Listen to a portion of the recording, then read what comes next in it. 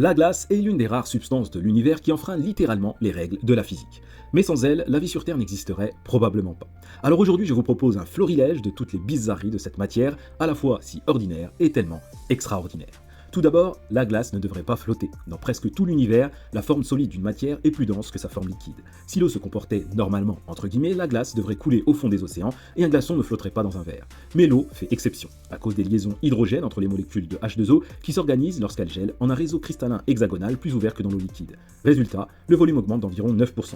C'est pour cette raison qu'une bouteille d'eau éclate lorsque vous la mettez au congélateur. Sans cette anomalie, les océans gèleraient par le fond et la vie telle que nous la connaissons n'aurait probablement jamais émergé.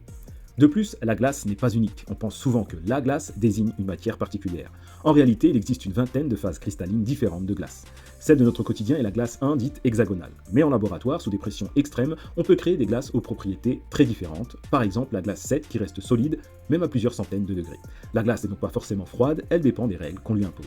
D'ailleurs, il existe une glace noire et brûlante. C'est dans des conditions extrêmes qu'on obtient cette forme très étrange, aussi appelée glace supérionique. Elle est solide, mais les ions hydrogène y circulent librement, ce qui la rend conductrice comme un métal. On pense qu'elle existe naturellement au cœur des planètes géantes comme Neptune.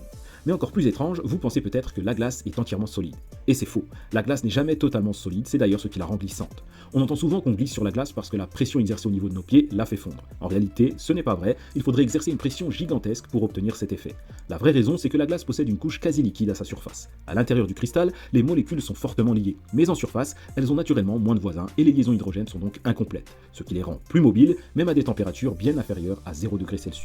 Mais la glace n'a pas fini de vous surprendre, elle enregistre littéralement le passé. Les glaces polaires renferment des bulles d'air vieilles de près de 800 000 ans. Ces bulles sont de véritables capsules temporelles, elles contiennent l'atmosphère ancienne et permettent d'étudier l'évolution du climat et de la composition de l'air.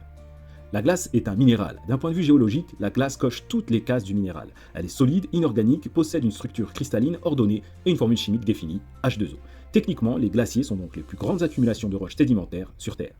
Terre qui a d'ailleurs été à une époque une énorme boule de neige. Il y a environ 650 millions d'années, notre planète aurait été presque entièrement recouverte de glace, des pôles jusqu'à l'équateur. C'est l'hypothèse de la Terre boule de neige ou Snowball Earth en anglais.